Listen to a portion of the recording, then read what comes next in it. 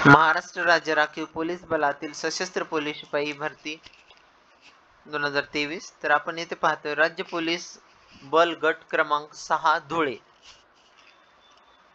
तर आपण येथे बघतोय सशस्त्र पोलीस शिपाई या पदासाठी एकूण 173 पदे भरली जाणार आहेत धुळे येथून।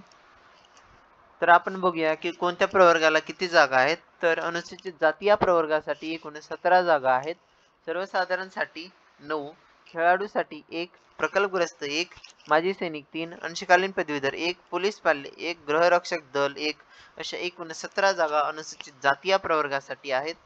त्यानंतर आपण बघूया अनुसूचित जमाती या प्रवर्गासाठी एकूण 48 पदे भरले जाणार आहेत। 48 पदामध्ये सर्वसाधारणसाठी 31, खेळाडू असेल तर 2, प्रकल्पग्रस्त 2, भूकंपग्रस्त 1, माजी सैनिक 7, अंशकालीन पदवीधर 2, पोलीस पाल्य 1 आणि गृहरक्षक दल 2 अशा एकूण 48 जागा अनुसूचित जमातीसाठी आहेत।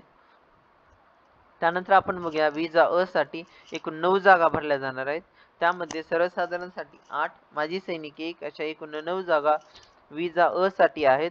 त्यानंतर आपण बघणार आहोत भज ब साठी एकूण 9 जागा भरल्या जाणार आहेत। त्यामध्ये सर्वसाधारणसाठी 8 आणि माजी सैनिक 1 अशा एकूण 9 जागा भज ब साठी आहेत। त्यानंतर आपण पाहणार आहोत भज क साठी एकूण 8 जागा भरल्या जाणार आहेत। त्यामध्ये सर्वसाधारण 7 आणि माजी सैनिक 1 अशा एकूण भज क साठी 8 जागा आहेत। त्यानंतर आपण बघूया भज ड साठी पण 8 जागा आहेत, सर्वसाधारण 7, माजी सैनिक 1 अशा एकूण 8 जागा भज ड साठी आहेत। त्यानंतर आपण पाहणार आहोत विमा प्र साठी पण 8 जागा आहेत। त्यामध्ये सर्वसाधारणसाठी 7, माजी सैनिक 1 अशा एकूण 8 जागा विमा प्र साठी आहेत। त्यानंतर आपण बघणार आहोत इमा व साठी एकूण 23 जागा भरल्या जाणार आहेत। त्यामध्ये सर्वसाधारण 15, खेळाडू 1, प्रकल्पग्रस्त 1, माजी सैनिक 3, अंशकालीन पदवीधर 1, पोलीस पाल्य 1 आणि गृहरक्षक दल 1 अशा एकूण 23 जागा इमा व साठी आहेत। त्यानंतर आपण बघणार आहोत SC/BC साठी एकूण 17 जागा भरल्या जाणार आहेत। त्यामध्ये सर्वसाधारण 9, खेळाडू 1, प्रकल्पग्रस्त 1, माजी सैनिक 3, अंशकालीन पदवीधर 1, पोलीस पाल्य 1, गृहरक्षक दल 1 अशा एकूण 17 जागा आहेत। त्यानंतर आपण बघणार आहोत EWS साठी पण 17 जागा आहेत। त्यामध्ये सर्वसाधारण 9, खेळाडू 9, प्रकल्पग्रस्त 1, माजी सैनिक 3, अंशकालीन पदवीधर 1, पोलीस पाल्य 1, गृहरक्षक दल 1 अशा एकूण 17 जागा भरल्या जाणार आहेत EWS साठी।